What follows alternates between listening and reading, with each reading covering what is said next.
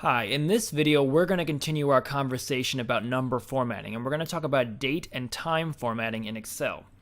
All dates past January 1st, 1900 are interpreted as dates, and actually you can do a lot of interesting things with them. If you enter a date before then, it will just see it as text and not really know what to do with that.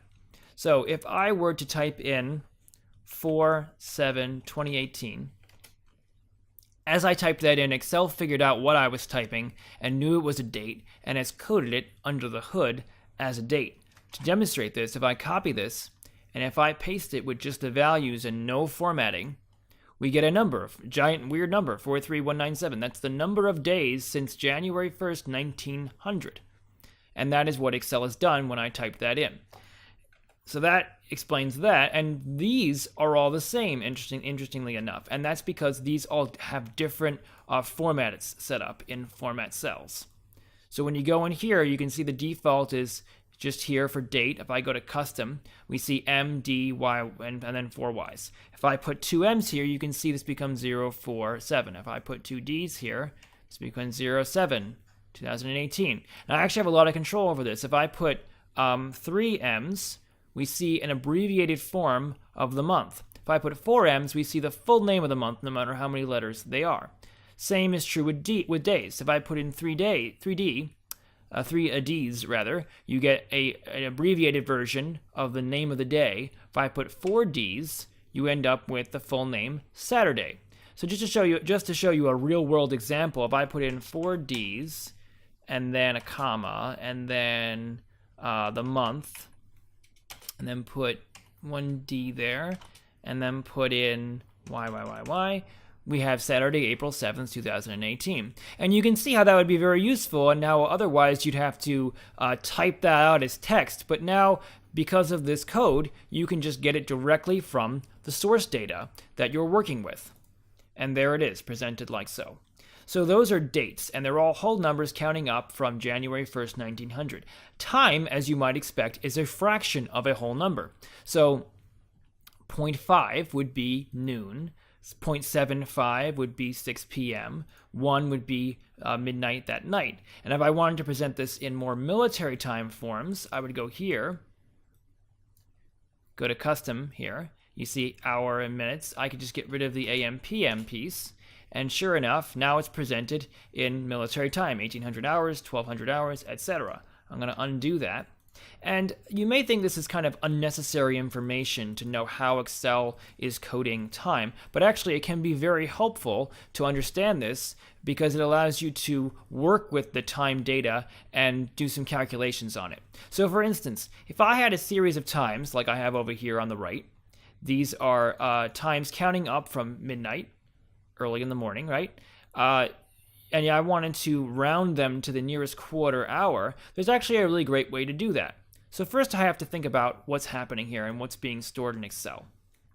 And just to show you, I'm going to copy this and paste this value.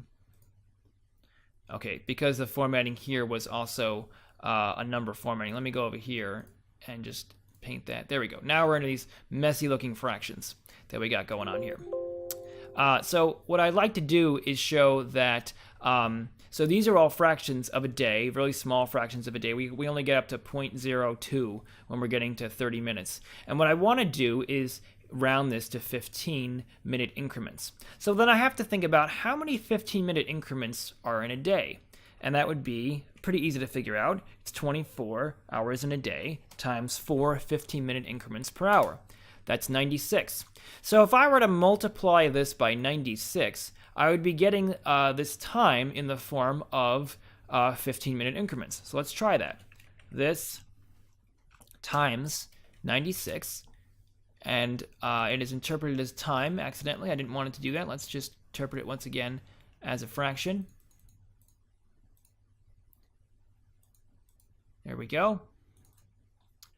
So now when we get to 1 here, you can see we're at 15 minutes. And when we get to 3, we're at 2 because there are 2 15-minute increments in a 30-minute time slot. And you can see these fractions are just fractions in between those two things. Okay, so now we have interpreted this in the form of 15-minute increments. What if I want this now to be rounded? I can round this to 0 digits.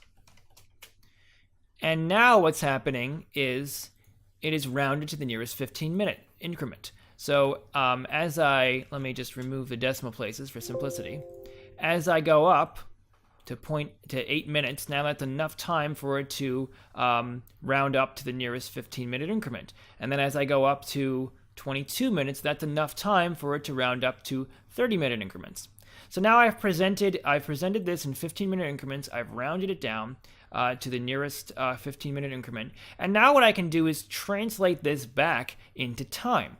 Now, the way I translated it out of time and into 15-minute increments was with this times 96. So I can just use that to get back to time. I just divide by 96. Sorry, 96.